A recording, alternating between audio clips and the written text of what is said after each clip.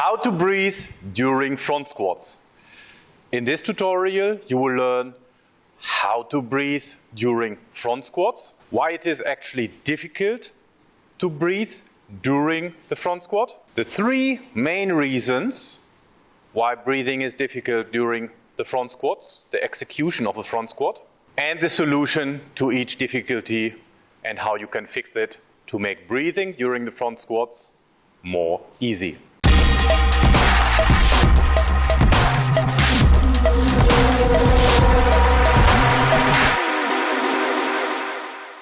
How to breathe during the front squats. You might have experienced that when you are doing front squats, breathing is actually difficult, and is more difficult than during the back squat, for example. So why is that? So the first step is, as always, to find out what exactly is difficult when you do the front squat, what type of breathing is difficult and why it is difficult, because there are different reasons why it could be difficult. Unfortunately, there's no one size fits all, so you need to find out why it is difficult in the first place. The first one could be that your breathing pattern is just not correct. Most people know how to do it, but it is not common knowledge, and I've experienced that over and over again. I think it's basic for any kind of lifting activity that you know how to breathe, but that's not always the case. For the front squat, the descent, so going into the bottom position, you breathe in. On the ascent, you breathe out. Again, that's very basic. And ideally, in the bottom position, so in the most difficult position, you want to hold your breath, the so-called Valsalva maneuver, and start breathing out once you've passed the most difficult point. So if this breathing pattern is incorrect, that's a fairly quick fix. How do you do that? Well, just practice it when you do front squats. Breathe in on the way down, hold your breath, breathe up on the way up, or breathe out when you've passed the most difficult point.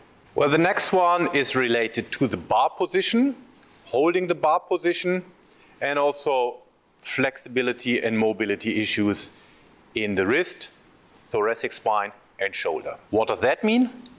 Well, if you have the bar in the front rack position with a clean grip, so the grip that I would advise you should be using, with a clean grip, with insufficient mobility and flexibility, you'll push the bar against your throat and you feel like choking. So what's the solution for that?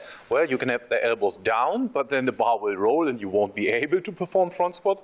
So you need to find out what the most difficult part is. So it could be the elbow mobility and flexibility that is insufficient.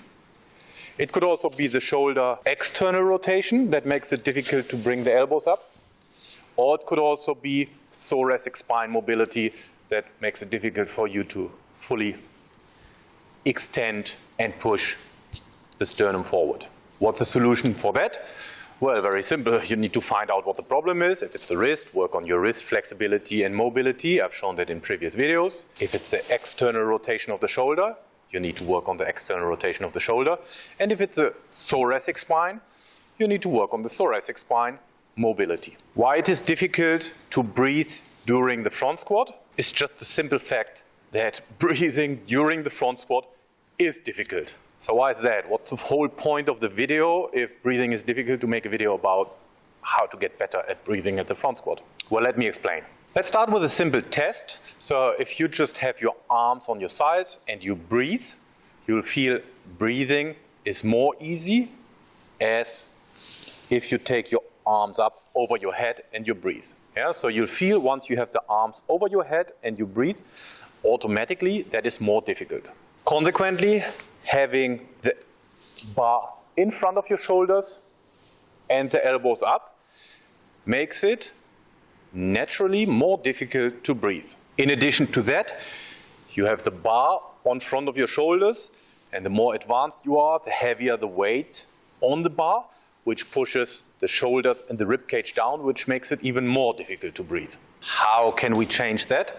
Well, one of the first things is to learn the difference between diaphragmatic breathing and thoracic breathing. Diaphragmatic breathing just refers to you breathe into your stomach, and thoracic breathing refers to you breathe into your chest. So, as I've outlined, the chest being restricted due to the bar position a little bit in the first place, you need to learn how to breathe in your diaphragm. Exercises for that are manifold, and depending on your level, if you have no experience, it starts without the bar. So you sit, put your hand on your stomach, breathe in and out, and you feel your stomach going in and out. So that's the first step in learning how to breathe into your stomach. Put the hand on the chest. So you want to have hardly any movement in the chest and most movement in the stomach. To learn the differences, you can reverse it. Hand on the stomach, hand on the chest. Breathe into the chest, chest moving up and down, and the stomach being stable. This is a simple activation exercise how to learn the different breathing techniques and to distinguish between the different breathing techniques. And the next step, put it into the front squat. So once you dominate the diaphragmatic breathing, you need to practice that when you do front squats. So you learn how to, when you breathe in, that you breathe into your stomach, into the diaphragm. That also helps you to brace and stabilize the spine. Even though when you dominate the different breathing techniques, as I've outlined, it's still difficult to breathe during the front squat because of the bar position in front of your shoulders. What's the solution for that? Well, this is the reason why front squats are an exercise that are not very well made for higher repetitions. What do I want to say with that? Reduce your repetitions and do more sets. How many repetitions are we talking about?